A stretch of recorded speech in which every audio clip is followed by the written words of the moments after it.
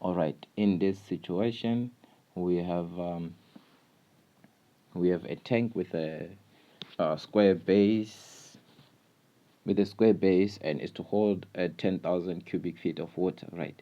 So that 10,000 is the volume, is the capacity of the tank. That is the volume.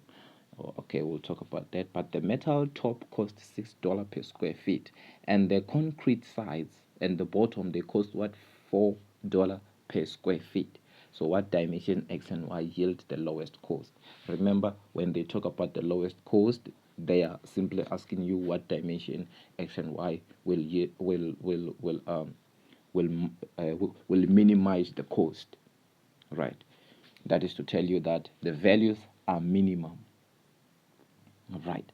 So in this situation, they are telling, okay, before we can do any of those, since here they talk about the volume and the cost, let us go and use the area of this, because they are telling us about sides, and a side is the whole area, the whole surface area on the left, the whole surface area of the right, the whole surface area of the left, of the right, of the forth, and of the back, right? So let us talk about that. So here, the surface area of this side is going to be, we're going to multiply this side with this side, or it can be this side with this side, or it can be this side with this side. But we know that if this is x, this one is going to be x. That's one thing about this guy here. And if this is y, that's going to be y. That's a square.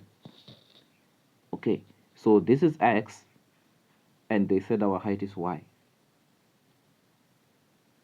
right? And we know, like, even if it's a rectangular, if it's like that, it means this side and this side are equal, and that side and that side are equal, right?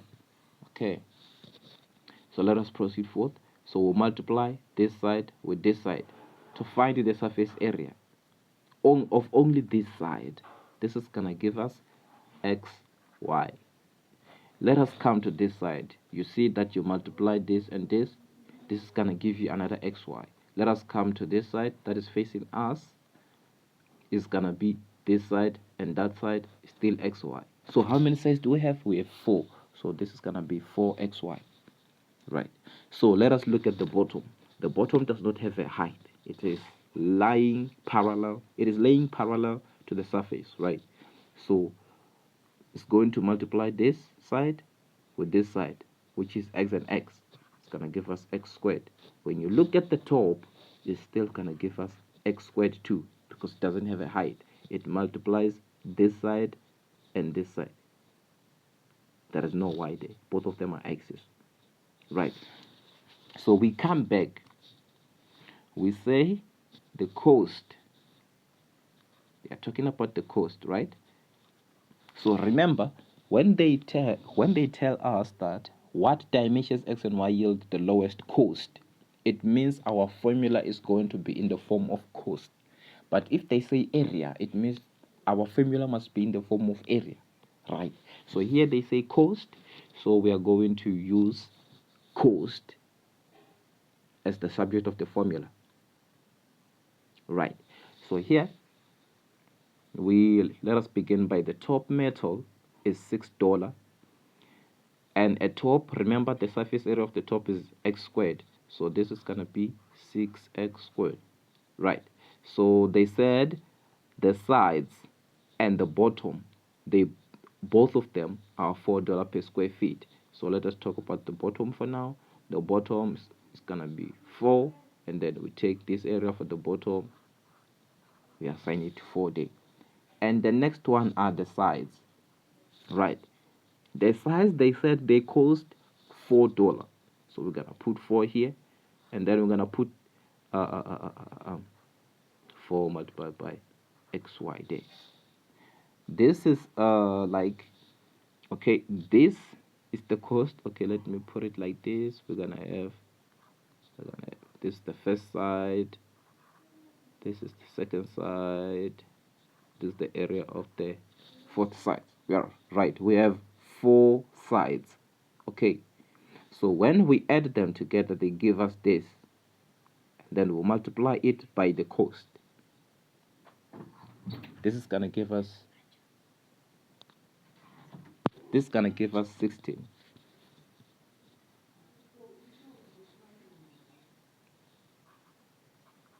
is gonna give us 16, and when we add these two together, they are like terms. They're gonna give us 10x squared plus 16xy.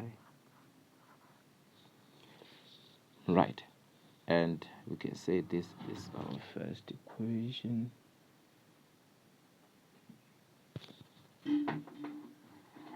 Our first equation. And I have my second equation is going to be we are going to use the volume, right? They said the tank have a capacity of 10,000 cubic feet, right? So V is equal to length multiplied by the breadth, and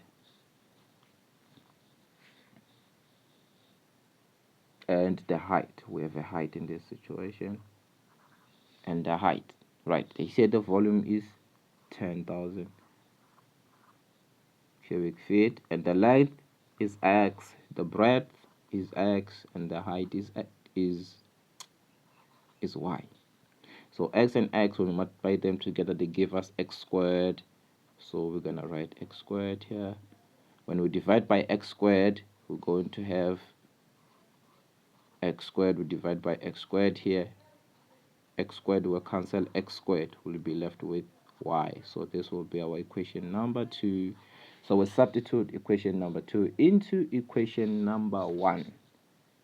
Right. So this is gonna give us cost, and when we substitute our y there, now we only have x as our only unknown variable. So this is gonna be cost in terms of x, 10x squared plus 16. Okay, so 16x into 10,000 x squared, right? So when we are there, this is gonna give us, okay, when we multiply this inside, x will cancel 1x here, will be left with 1x, and we multiply 16 by 10,000, it's gonna be 160,000. So let me write it here, 160,000 over x. Right, the equation is going to be like that. And then since we are looking for the 2 dimensions for x and y, which will minimize the cost, that will yield the lowest cost. So this is going to, we are going to derive it once, and then 2 multiplied by 10 is going to be 20x when we derive this, and then the derivation of this, okay, firstly, when it's like that, it's the same as when it's like this, right?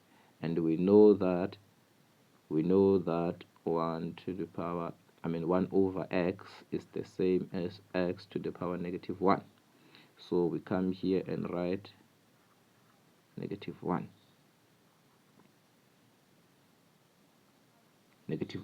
right? So we're going to multiply this negative 1 by this and also subtract it. So this is going to be negative 160,000 multiplied by x to the, when we subtract negative 1 by 1, it's going to be negative 2. So when we add that, this guy is going to be 0 there. I'm going to have 0, 20x minus 160,000 x to the power negative 2. And when we take the negative guy to the other side, it's going to become positive. It's going to be 160,000 x to the power x over -2. Right, and we know that when it says something like this, x to the power -2 is the same as this negative here is gonna form a 1 over, so it's gonna give us this.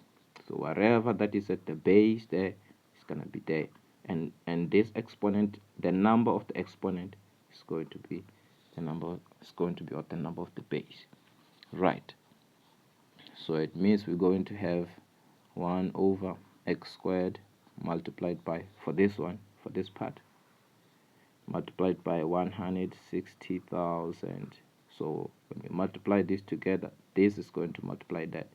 Remember, this 160,000 is the same as divided by 1, because when we divide it by 1, it's going to give us 160,000. So 1 multiplied by x squared, 160,000 multiplied by 1, we're going to have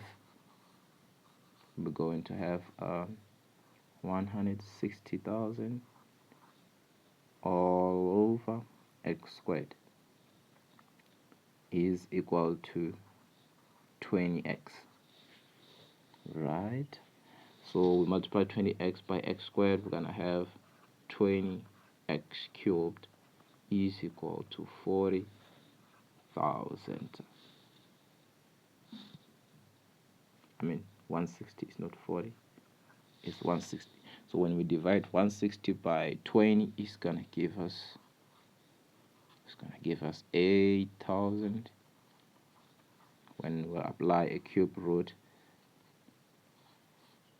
on the 8,000 there, it's gonna give us 20. Then x is equal to 20. So when we found our x, which is equal to 20, we come back to the equation that have y as the subject of the formula to find y, which is here. On this part, you substitute your x, which is 20.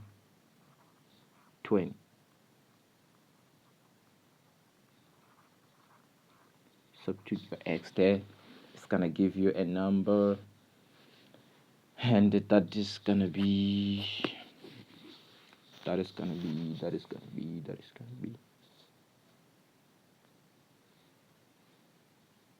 10,000 divided by, this is going to give us 25. Y is equal to 25. Therefore the cost, therefore you state that the cost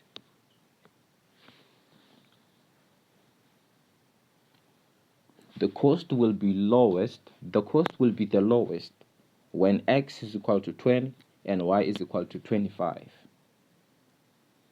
Right, but if they ask you to show by using second derivative, to prove by using second derivative is to come, this is your first derivative, you come and apply another derivative on this.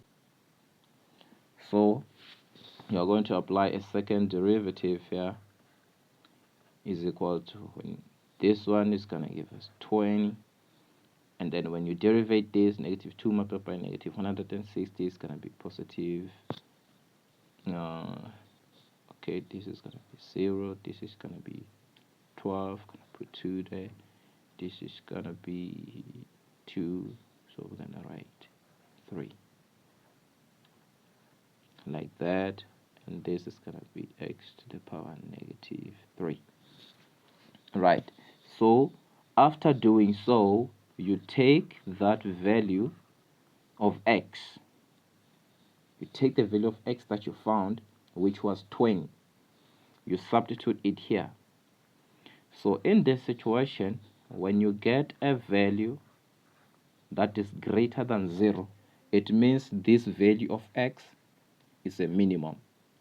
But if you derivate your equation twice and you substitute the value of x, you get a value that is less than 0, it means this value is a maximum. This simply means that here, when you get a value that is greater than 0, it means you are going to range up to positive infinity, right?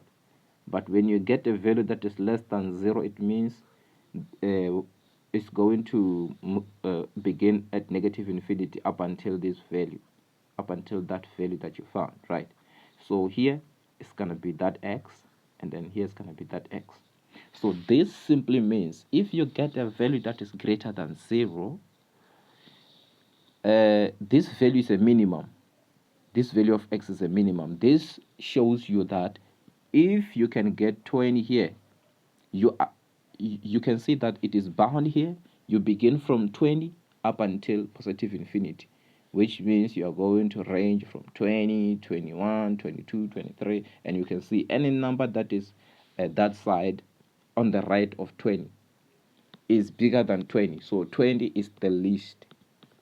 20 is the lowest number. So 20 is the minimum. But if you find a value that is less than 0, it means it's going to begin from negative infinity up until that x. So if it's going to be 20 here, it means that value of x that gives you a value that is less than 0 when you substitute it on your